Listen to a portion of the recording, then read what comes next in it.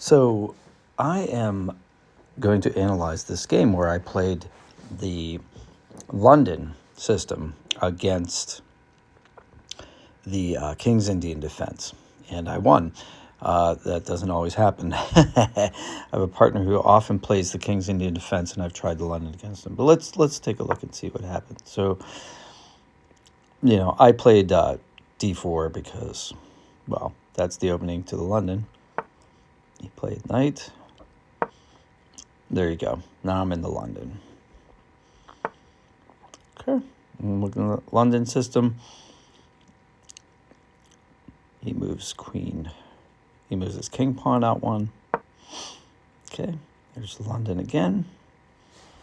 Looks like I'm up a little bit here. It says that was the textbook move. He's getting ready to set up. I'm definitely in the London now. Actually, I felt like I shouldn't have done that. What I really wanted to do here, instead of moving my king pawn forward, is I should have moved the queen to d2 and then doubled up on that diagonal in order to disrupt his castle. But it turned out okay, so let's keep going. So he sets up for the Indian. It's classic. That's mine, telling me that I did the best move that I had. His castle is good.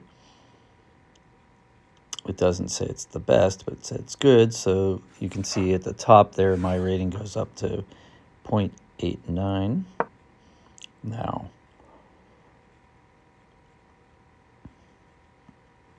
it said that was a good move. I thought it was a good move. Okay. Excellent move. It says.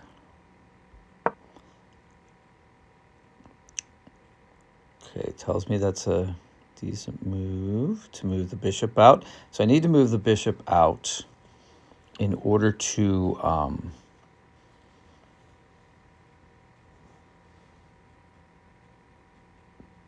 be able to castle on either side, but also to what is it? To prevent the knight from moving to his knight on the F file to move from F6 to E4. That's what I'm preventing. I'm trying to prevent E4. All right, here it's just developing.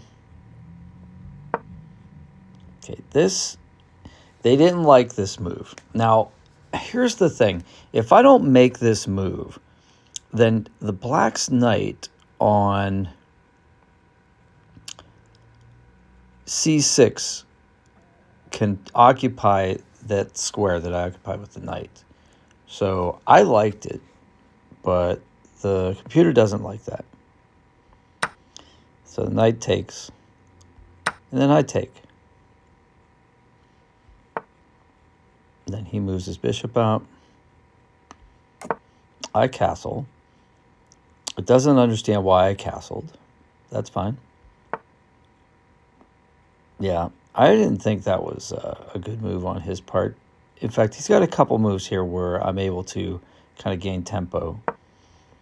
Okay, so they're like, why did you move h3? Well, the reason I move h3 is because eventually I want to get the bishop back to f4 in order to threaten to go to h6. And if he moves his knight from f6 to g4, then I can't do that because he's covering the h6 square, and I don't want that to happen.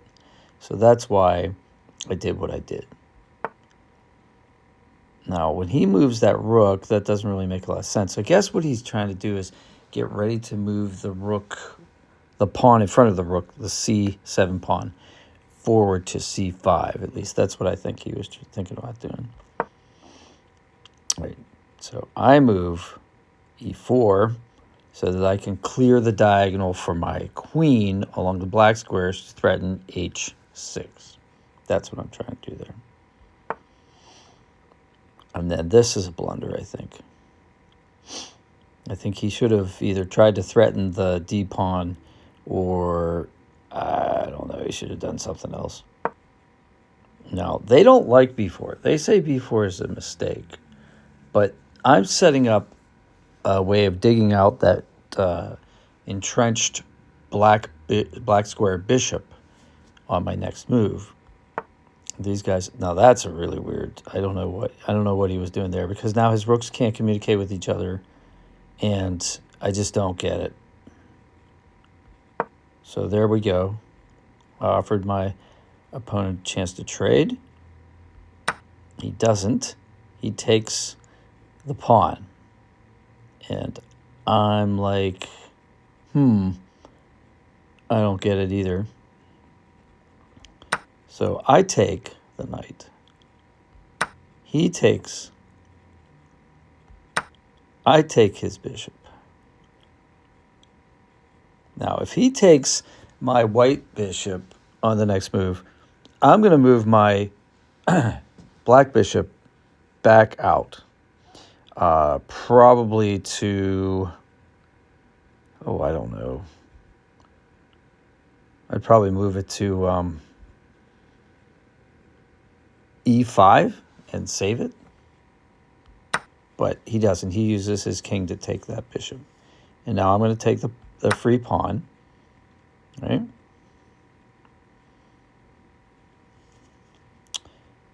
And now, this isn't swordfish, by the way. Like, this is a pretty light. It says here, this is good. It's not a mistake, but it's not the best move either. Yeah, I agree. I think at this point, my attack is coming. He doesn't know what I'm going to do next. But what I'm going to do is I'm going to advance the h-pawn because you can't take it with the queen.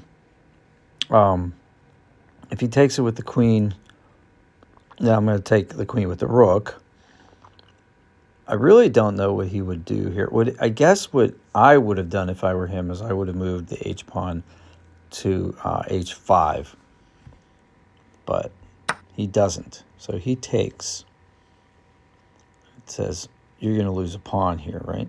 Now, what I could have done is I could have moved my queen to take the pawn and put the king in check. But I didn't, because I want his king kind of where it is, so that when I open the rook file, when I open the h file, I can move my queen along the diagonal. So let's see what happens here.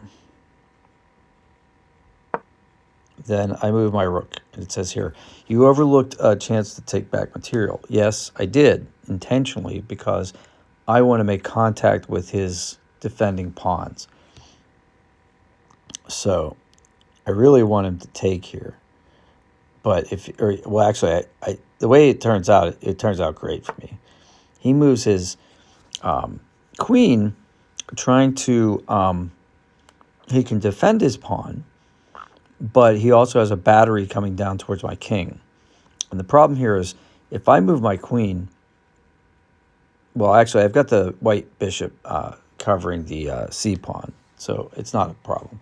If I move the white bishop, though, and I move the queen, he's got checkmate in one move, so I have to be careful of that. All right, so I take the pawn. Now, the pawn that I just took with it's on g6 is defended by the white bishop.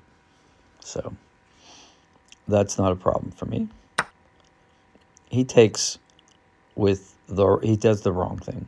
I mean, well, sort of, because what I'm going to do now is I'm going to put him in check. Now, what I think he should have done here is that's the wrong move. He should have gone to f7, I think, would have been the next move for him. But as it turns out, that's mate. So that's it. So that's what I did, and that's how I defeated the King's Indian Defense. So I guess the key here that I'm learning about the King's Indian Defense is use your h-pawn to make contact with the castle. Dig out that bishop first, and then use the h-pawn to dig out to come to the castle. So that's what I'm trying to do. The London I did it a little awkwardly, I think. Next time I would do it a little bit more deftly. But this is the idea. And castling on the queen side. If the we're leaving your king in the center, but the center was contested, so I didn't do that. If when I play against my mentor and he goes into the King's Indian defense, I am now almost 100% of the time castling on the queen side or leaving my king uncastled in the middle. So if you have any questions or comments, I'd love to hear them. I am a relatively new player. You can tell by my ranking. I'm in the 900s. But I think there are a lot of people out there that are at the same ranking that I am. And we need to talk to each other, and tell each other what, watching grandmasters play is great, but it's not always the best thing for us. Sometimes we have to watch people playing at our own level and try to figure out how we can slightly improve our game, a little at a time. Anyway, that's my thoughts. Tell me yours in the comments below, and I'll see you on the next one. Take care.